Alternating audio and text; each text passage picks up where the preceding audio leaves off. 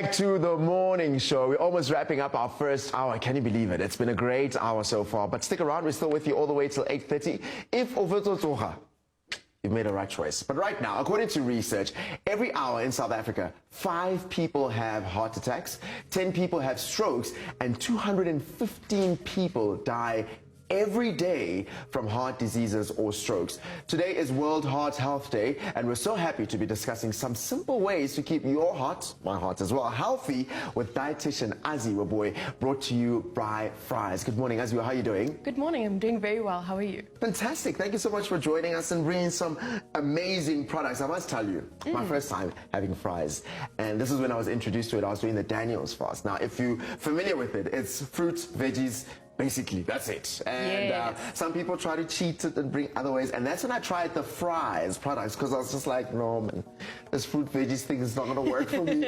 And not I working. remember it was a line that came and saved me, but also realizing how good it tastes in it being plant-based. But we're going to talk about how important it is to have what we're talking about today, plant-based food, for our heart health.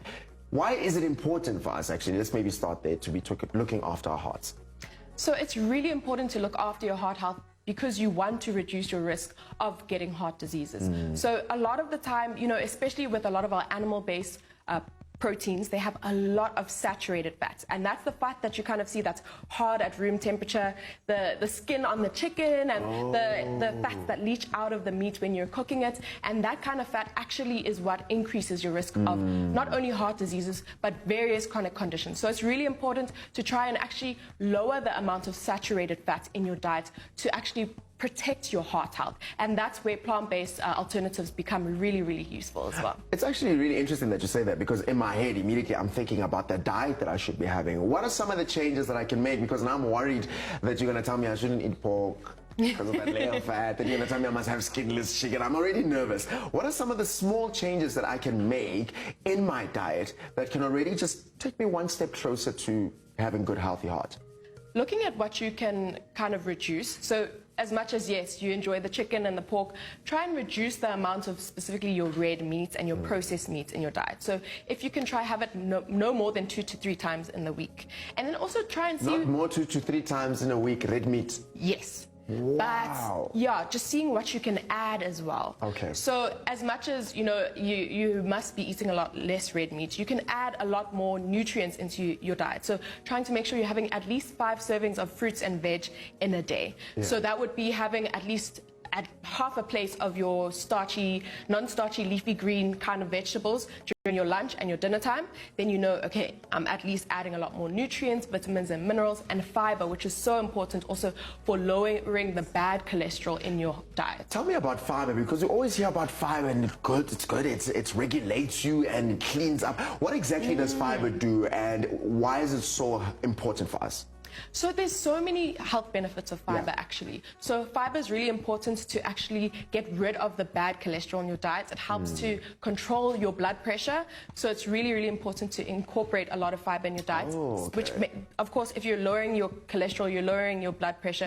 You're in turn actually supporting your heart health and reducing your risk of getting any heart attacks. So that's why it's so important to get that fiber in. I mean, there's so many different sources of fiber that you can get. You can get them from your fruits and vegetables, from your plant-based alternatives like your beans and your legumes.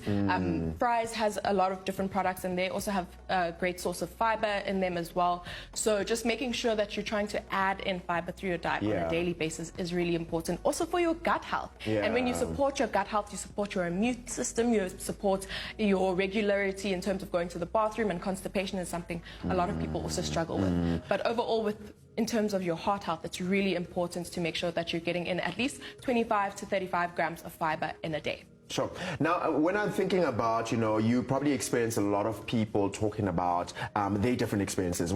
Different households do things differently. What are some of the mistakes or errors that you see from your clients that I think somebody else might be able to hear you share that story and relate to it when it comes to eating for your heart?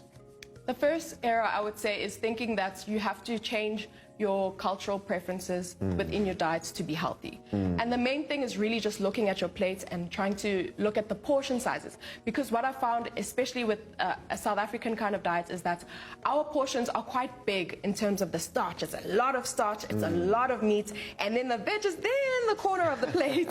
So we need to just switch all of that portion control around, having a lot of your non-starchy vegetables, so leafy greens, and then also like having spinach, 100%, your spinach, your broccoli, adding in some whole grain starches. So even if you go for a normal rice, you add some lentils in there, and then with your proteins, adding variety. So yes, maybe you enjoy mince in your household, trying to opt for maybe a pea protein mince, or mixing the pea protein mince with extra lean mince if you're still trying to kind of ease into the plant-based diets, and then eventually trying to make sure that you're having at least one meal in a week, or even one meal in a day that's fully plant-based. That will have a lot of benefits for your heart health. And I mean, there's so many ways that you can incorporate some of Fry's products. For example, if you do the chickpea butternut balls, you can have that as a snack with some leafy greens or some carrot sticks and cucumber, and you know, make a dip with some avocado, and that can be a really nice snack that you can have on the go while still actually looking after your heart. And I like how you're saying, you know, you can incorporate the two, because there's someone who might be listening and thinking, Azure is telling me to cut out meat, and we know how much we love our meat as South Africans, but being able to know that we can actually use the Fry's plant-based products, meat, the pea protein mince, for example, and mixing it with some of the mince that we used to be able to ease ourselves into that. But ultimately, our hearts will thank us for it. Azure, thank you for sharing your wisdom and really helping us to know how important it is for us to be able to have plant-based stuff, more especially for our heart health. Thank you so much for having me. That was such an insightful conversation, I must say. And maybe we should go check the plate from last night, from tonight, that I have papa ikana, little veggies, carrots, and a big piece of meat. But that will look after our heart, and I hope that you learned something from it. We'll take a